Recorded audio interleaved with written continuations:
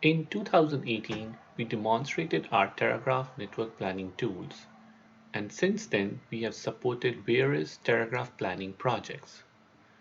The challenges faced by our clients were working with high-resolution GIS data and access to tools to allow them to plan these networks with hundreds of links.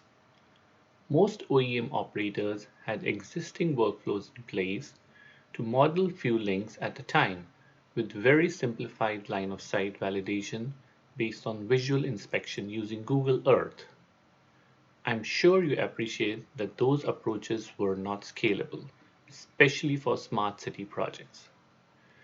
As we supported these projects, we realized that our clients were looking for help in planning large-scale Terragraph and point-to-point microwave backhaul networks so that they could focus their effort on building and supplying equipment.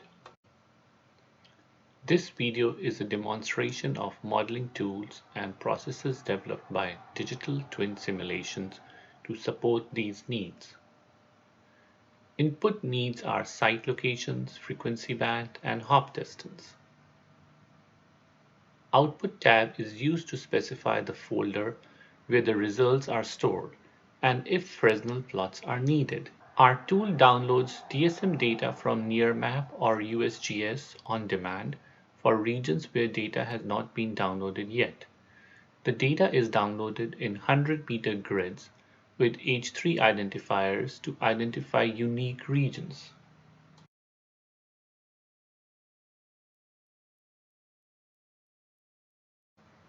Here we can see downloaded DSM data overlaid on top of satellite imagery. As you can see, only the minimum data required is downloaded. USGS data is downloaded at 50 centimeter resolution, while we use Nearmap at 15 centimeter resolution.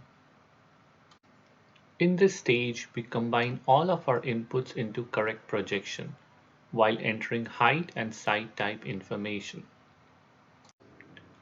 The next step is to calculate AMSL for each site. And now we can see Z values for each site.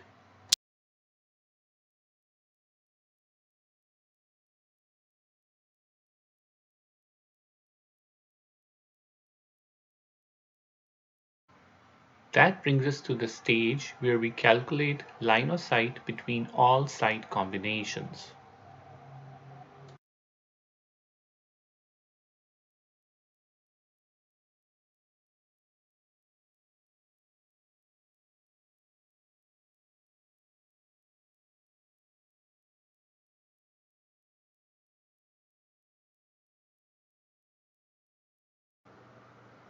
This plot shows our line of sight results. Since we have calculated Fresnel zone obstructions, we can easily drill down and identify reasons for obstructions. Here we identify a point of obstruction and zoom into it. Each pixel in this plot is at 50 centimeter resolution, and we can detect such small obstructions from tens of kilometers away. We see the exact point where the line of sight enters the hill and is obstructed.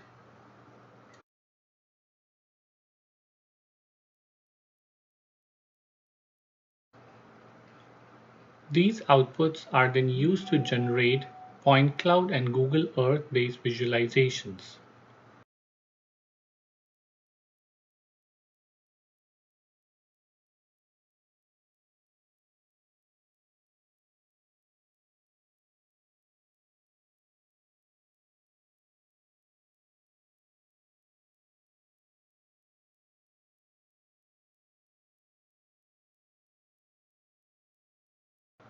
The same process can easily be scaled up for Terragraph network planning.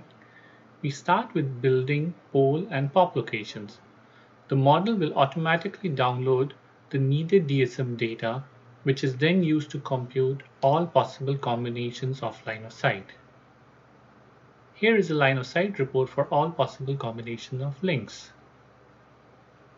The last step is to calculate capacity on each hop, followed by capacity available to each CN and the network flow. These plots show network flow, capacity, and utilization of each link. These results can be customized for any equipment specification.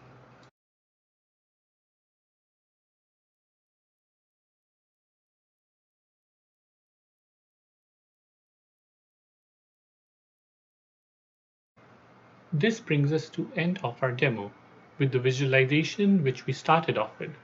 What you see here is traffic flowing from the POP locations heading off to each CN location. The width of the red line represents the amount of flow being carried on the link, which then splits at every step. We use these plots to identify links with excessive flow and observe impact in case of POP failure. We would love to hear from you if you're interested in Terragraph, microwave planning, or in any of our other projects shown on our website, www.digitaltwinsim.com. Thank you.